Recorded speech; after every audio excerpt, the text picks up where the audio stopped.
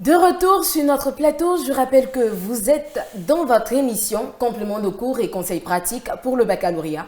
Nous sommes en compagnie aujourd'hui de M. Béraud, qui est professeur d'espagnol. Et nous entretenir un peu sur la matière d'espagnol.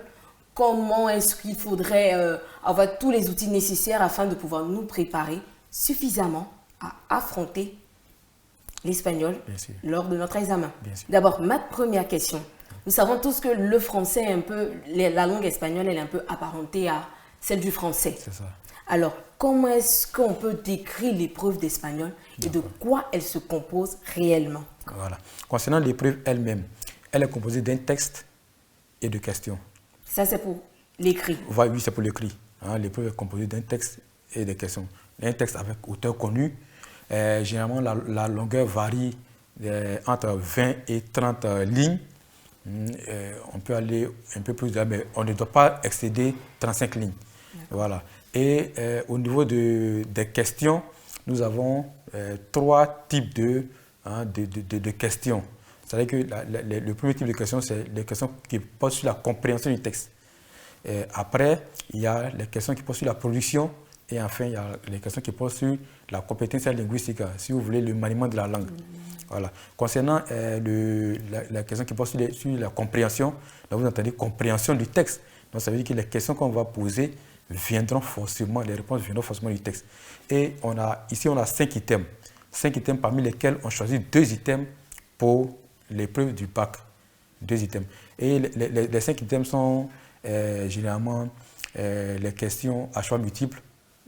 L'épreuve est composée de questions à choix multiples, c'est-à-dire on tire une idée du texte et puis on donne à l'élève ou au candidat 4 possibilités de réponse. Il doit choisir la vraie réponse, la bonne réponse parmi ces 4 possibilités-là. Et tout est en rapport avec le texte. Le texte, oui. Tout est en rapport avec le texte.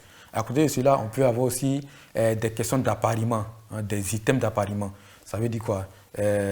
On peut mettre à gauche une colonne, et puis on met grand A, et puis en bas on met petit 1, 2, 3, on met des mots. Ça peut être des adjectifs, ça peut être des adverbes, ça peut être des verbes. Généralement, c'est tiré du texte. Et puis, bon, on vous demande de chercher soit des synonymes, venant de la colonne B, par exemple, la colonne B, ou on peut vous demander de chercher des antonymes, par exemple. Voilà. À côté de cela, il y a aussi les questions à réponse alternative. C'est ce qu'on appelle généralement vrai ou faux. Voilà. On pose une question en rapport avec le texte, tu réponds par vrai ou par faux. Et puis, il y a les questions de réarrangement. Ça veut dire quoi? On peut prendre 6 idées du texte, on peut les mettre en désordre et on vous demande de les mettre en ordre. Les mettre en ordre selon la chronologie, selon leur apparition dans le texte. Selon la chronologie de l'apparition dans le texte. Et puis, il y a aussi le texte de closure. On met un petit texte avec des trous à l'intérieur, mais avant, voilà, vous de compléter avec des mots qu'on vous aura proposés auparavant.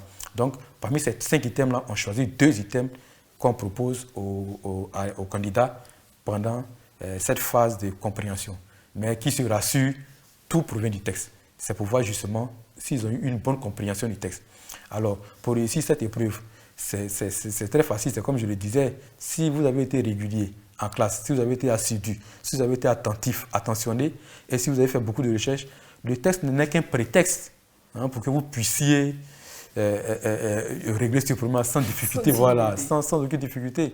Il y a des élèves qui font de très bonnes prestations, ils ont 6 sur 6, parce que je voulais dire que la première question conçue 3, la deuxième question conçue 3, donc la compréhension conçue 6.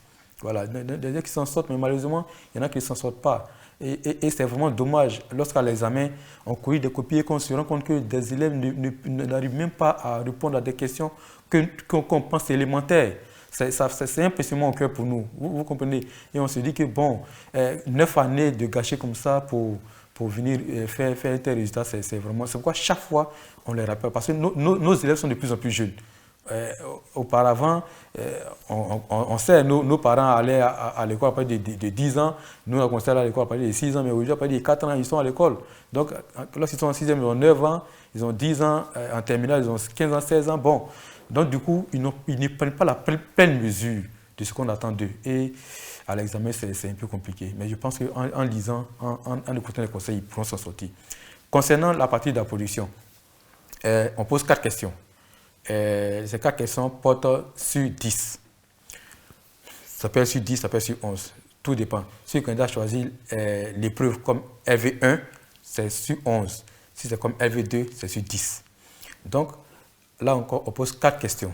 La première question est une question de paraphrase. On peut vous demander, par exemple, après avoir lu le test, on peut vous demander de quoi parle le test, par exemple. Ou bien quel est le phénomène abordé dans le test, quel est le thème abordé dans le texte. Question de juste répondre en une ligne ou 2 lignes maximum. Et après la dernière question, c'est une question d'interprétation. C'est-à-dire, par exemple, si le texte parle de l'immigration, dans le texte, il peut être de façon subtile, on peut parler des causes de l'immigration de façon subtile. Et la dernière question, on peut vous demander, par exemple, en vous appuyant sur le texte, donnez quelques causes de l'immigration. Et les causes sont diffuses dans le texte.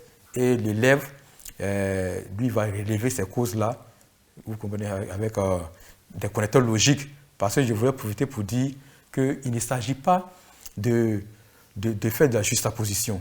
Parce qu'à l'examen, quand on veut glaner des points, il faut avoir des techniques. Voilà. Lorsque vous juxtaposez, bon, ça donne l'impression que vous n'avez pas très bien compris le texte et tout ça, vous êtes en train de le copier, donc du coup, les examinateurs sont un peu sévères.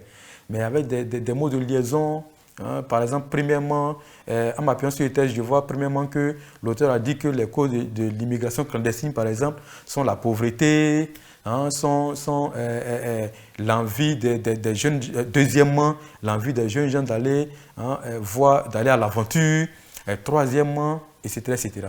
Mais avant, il faudra, lorsque l'élève a vu dans le texte, il a pu les identifier.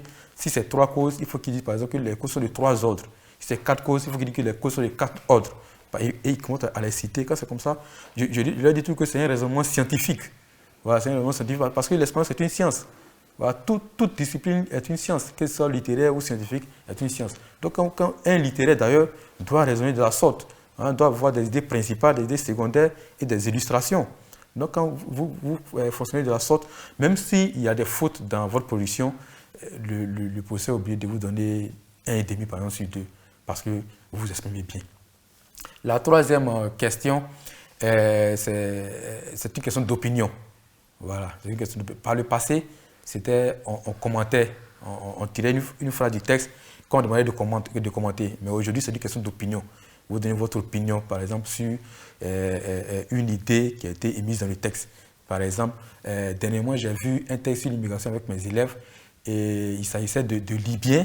Vous savez comment ça se passe en Libye avec les points que les jeunes gens d'Afrique subsaharienne rencontrent qu'il y a eu en Libye. Il y a un groupe de personnes qui s'est armé pour empêcher aux jeunes gens africains d'aller en Europe en passant par la Libye.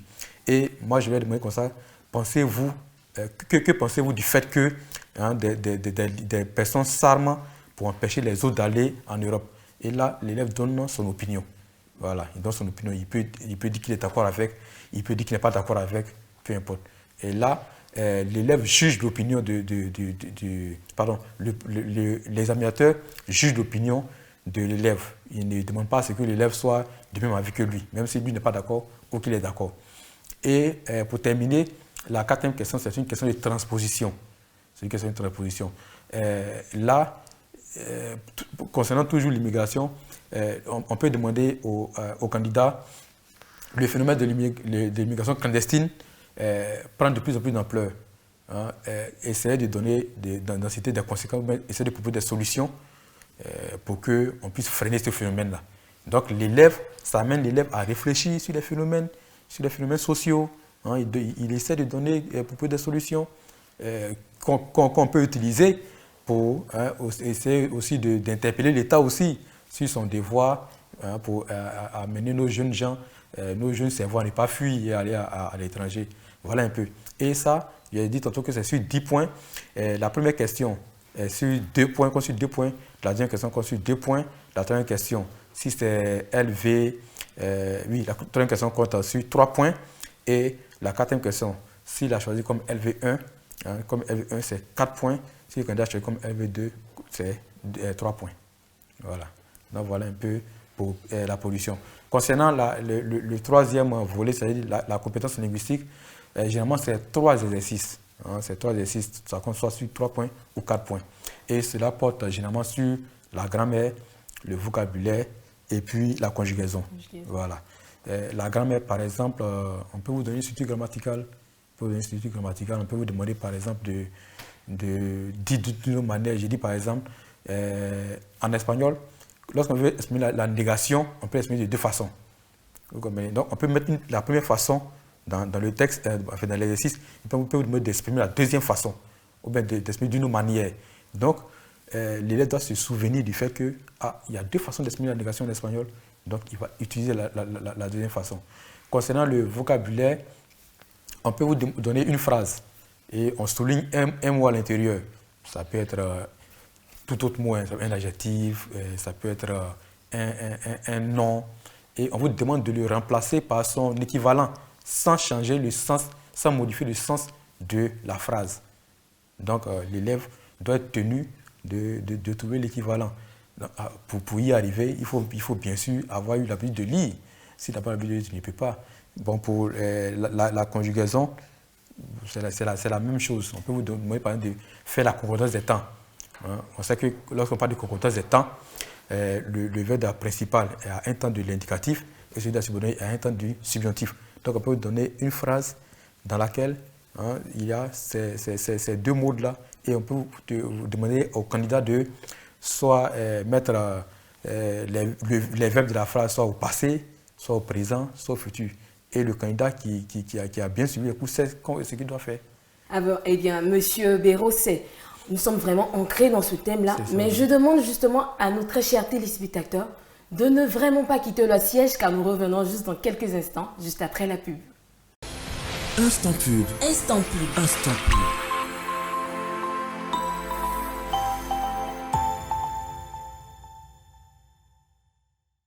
Agitel Formation, rentrée académique, c'est plus de 25 ans d'expérience dans la formation d'ingénieurs. Venez et obtenez les diplômes de master, licence professionnelle, BTS reconnus par l'État et le CAMES en finance, marketing, communication, logistique, ressources humaines et informatique. Agitel Formation, c'est une ouverture sur le monde à travers la signature de partenariats avec des universités françaises et américaines. Les inscriptions ont débuté et se poursuivent au campus Agitel, 6 à la Riviera Palmeraie. Nombre de places limité. Agitel Formation pour la mondialisation de votre formation.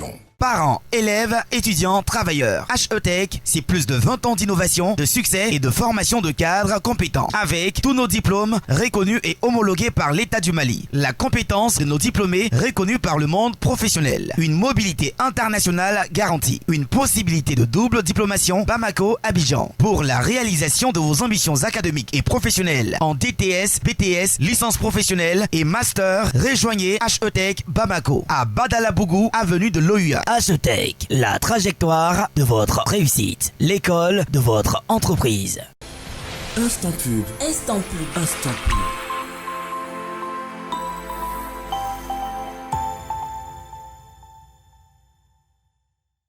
De retour sur notre plateau, je rappelle que vous êtes dans votre émission Complément de cours et conseils pratiques pour le baccalauréat. Alors, Monsieur Béraud, comment est-ce qu'on peut évaluer les probabilités qu'un chapitre de cours puisse apparaître ou pas dans le sujet? C'est d'abord avoir l'habitude de faire des sujets. Voilà. C'est l'habitude de s'exercer. Lorsqu'on a l'habitude de s'exercer, on entend certaines personnes dire souvent que l'examen c'est la chance. Mais la chance, on la crée soi-même. Voilà. Parce que si on n'a pas l'habitude de travailler, de souffrir, c'est sûr qu'à l'examen, on ne pourrait pas rencontrer des choses qu'on a déjà vues. Je dis, moi je viens du lycée Sainte-Marie. des gens disent chaque fois qu'au lycée Sainte-Marie, à l'approche de l'examen, les professeurs proposent des sujets aux élèves, le deuxième examen blanc qui ne sort jamais. En fait, je lis les élèves sur la Bible et tout ça. Moi, je leur dis toujours pour leur parler de mon cas que moi, j'étais à Saint-Fra, dans un collège privé qui est peut-être méconnu hein, des instances au niveau de l'éducation nationale. Mais c'est notre sujet, hein, c'est notre sujet de philosophie, du commentaire des textes en philosophie qui est sorti à l'examen national en 2003. Je n'étais pas à Sainte-Marie. Ouais. Donc c'est ça. Moi, je n'ai même pas fait le commentaire. Je n'ai pas fait le commentaire, j'ai fait la dissertation parce que c'est ce que j'aimais. N'empêche que j'ai bien suivi les différentes étapes. Et puis je me suis intéressé aux commentaires. Parce qu'il y a des élèves qui font l'erreur de ne choisir hein, qu'un seul aspect des cours. Et puis après, ils sont étonnés qu'à la fin, c'est ce qu'ils ont négligé qui sort à l'examen. Donc il faut tout prendre au sérieux. Il faut tout prendre au sérieux. J'ai dit tantôt que l'espagnol, c'est la grammaire. Donc si vous voulez avoir la chance de tomber sur un sujet qui se répète, maîtrisez la grammaire, faites des recherches, lisez. D'abord, il faut maîtriser son livre de terminale. Il faut s'intéresser à l'actualité. Aujourd'hui, les élèves, malheureusement, c'est vraiment paradoxal. Aujourd'hui, on est à l'ère de l'Internet, où on a, avec tous les réseaux sociaux, où on doit s'informer. C'est en ce moment que nos élèves vont sur Internet pour faire autre chose. Pourtant, c'est un outil. Alors là, c'est un cadeau du ciel pour que nous puissions emmagasiner des connaissances. Vous voyez? Donc, il faut que les élèves fassent des recherches. Il faut qu'ils s'intéressent à tous les thèmes d'actualité. Ne serait-ce qu'à 20 heures, prendre le temps, même s'ils n'ont pas le temps pendant la journée, ça se comprend, ils sont peut-être à l'école. Quand ils descendent, prendre au moins 10 minutes, suivre l'actualité. S'ils ne veulent pas regarder RTI1, s'ils ne veulent pas regarder, je ne sais pas, une autre chaîne de télévision qui regarde par exemple France 24, où on amplifie les informations, hein, qui ont lieu dans le monde. Il faut qu'ils regardent aussi la chaîne nationale, parce qu'il y a des choses intéressantes qu'on nous apprend aussi. Il faut qu'ils s'intéressent à tout. Et il faut que tout soit des supports. Je veux dire quoi? Par exemple, quand je demande aux élèves de lire, ils me demandent, monsieur, on va lire quoi? Il dit, mais lorsqu'on est littéraire, tout est un support. Tout est support. Même lorsqu'on sort de la rue, quand on voit un lampadaire, qu'on ne sait pas comment dire un lampadaire en espagnol, comment vous vous arrangez lorsque vous allez faire le peu quand vous voyez un lampadaire sur une image? Pourtant, les lampadaires, vous les voyez tous les jours. Même chez vous à la maison, vous mangez dans les assiettes, vous asseyez dans les chaises, sur les tabourets, vous dormez sur des lits, mais vous ne savez pas comment on dit un drap par exemple. Mais c'est tout ça, quand il parle de support, c'est tout ça. Je l'ai dit toujours que les scientifiques, ils n'ont pas cet avantage-là parce qu'avec eux, il faut forcément que le professeur vienne leur donner des cours, souvent leur expliquer avant qu'ils ne puissent se mettre à l'œuvre. Pourtant, les littéraires n'ont pas besoin de ça. Il suffit simplement de se donner des objectifs. Et tout ce que nous avons tous sont des moyens pour que nous puissions atteindre ces objectifs-là. Donc, c'est un peu ce que je voulais dire. Il faut travailler d'arrache-pied. Il faut maîtriser la conjugaison, il faut maîtriser la grammaire, il faut lire, il faut s'intéresser à l'actualité. Il faut traiter tous les thèmes les problèmes de société, comme l'avortement, comme les échecs scolaires, les causes, les conséquences, les solutions. Et je leur dis, les phénomènes sociaux se traitent à partir de causes, conséquences, solutions. Souvent, il y a cause, manifestation, solution. Mais c'est tout autour de cela. Et les épreuves qu'on nous donne au niveau de la littérature, c'est ça. Lorsqu'on va vous donner la quatrième question en production, la question de transposition, ce sera soit une cause, on va vous demander soit d'identifier les causes, soit d'identifier les conséquences, mais soit de proposer des solutions. Donc si nous vivons dans un milieu, qu'on remarque des problèmes sociaux, mais à notre niveau, on doit commencer déjà à analyser ces problèmes-là en tant que littéraire, pour essayer d'y réfléchir, parce que forcément, nous y serons confrontés le jour de l'examen. Forcément, on va nous poser une question forcément dessus. On va nous demander soit d'identifier la cause d'un phénomène social, soit la cause, soit pour sa conséquence, soit ses solutions. Donc, pourquoi ne pas y commencer dès maintenant? Donc, voilà. J'appelle les élèves aujourd'hui. Je disais hier à mes élèves que nous sommes à 1 mois de l'examen. 1 mois, c'est peu, mais c'est beaucoup. C'est beaucoup pour celui qui veut se refaire un niveau. C'est énorme. 1 mois, c'est énorme. Il suffit de commencer à travailler d'arrache-pied. Et celui de se faire un emploi du temps de maison et de le suivre rigoureusement. Et ils verront qu'ils vont emmagasiner en un mois ce qu'ils n'ont pas pu faire en un cycle. Ça veut dire qu'au second cycle, quoi. Voilà un peu. Alors, merci beaucoup à vous, M. Béraud. Grand merci à vous pour tous ces conseils, ces techniques que vous donnez aujourd'hui à ces candidats qui vont bientôt, je dirais bientôt passer l'examen du baccalauréat et surtout pour ceux qui ont choisi vraiment la matière d'espagnol. J'espère que tout ce que vous avez dit sur ce plateau pourront leur servir un peu, je dirais, comme une force nécessaire de pouvoir affronter l'espagnol. Et grand merci aussi à vous, très chers téléspectateurs, qui nous avez suivis pour cette émission complément de cours et conseils pratiques pour le baccalauréat. J'espère que tous ces conseils vous aideront vraiment à pouvoir affronter vos épreuves d'espagnol au baccalauréat. Sur ce, au revoir et à bientôt pour un prochain numéro.